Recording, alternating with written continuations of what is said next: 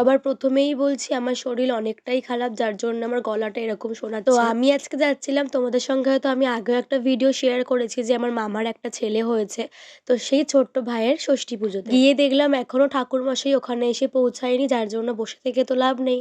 আমি আর দিদি মিলে ছাদে গেছিলাম রিলস করতে। তো ছাদেরই একটা পাশে দেখলাম রান্না বান্নার বেশ আয়োজন হয়েছে, তো ওখানে এখনো রান্না বান্না চলছিল। নিচে এসে দেখলাম ঠাকুরমশাই অলরেডি চলে এসছে, আর মাসিরা ওখানে অনেক কাজবাজ করছিল, যার জন্য আমি ওদেরকে একটু হেল্প করছি। পুজোর জায়গায় যেহেতু ভাইকে নিয়ে যেতে হবে, যার জন্য মাসিরা সবাই মিলে ভাইকে একটু সাজগোজ করাচ্ছিল। তারপর এখানে ঠাকুরমশাই শুরু করে দিয়েছিল পুজো, আর আমরা সবাই মিলে বসে বসে এখানে পুজো দেখছিলাম। আর আমি একটু মামা মামি আর ভাইকে ফটো তুলে দিচ্ছি। এই পুজোটা হতে হতে যেহেতু অনেকটাই বেলা হয়ে গেছিল, যার জন্য পুজোর এখানে সেরকম কেউই ছিল না, সবাই ছাদে গেছিল লাঞ্চ করতে। তো এরপর দেখো গাইস, এখানে হচ্ছিল যজ্ঞ, আর এটা হচ্ছে আমার মামি আর এটা হচ্ছে আমার মামা। চোখের ধোয়া যেহেতু ভাইয়ের চোখ জ্বালা করবে, যার কারণে ভাইকে আমি অন্য ঘরে নিয়ে গেছিলাম, আর আমি সেখানেই ছিলাম।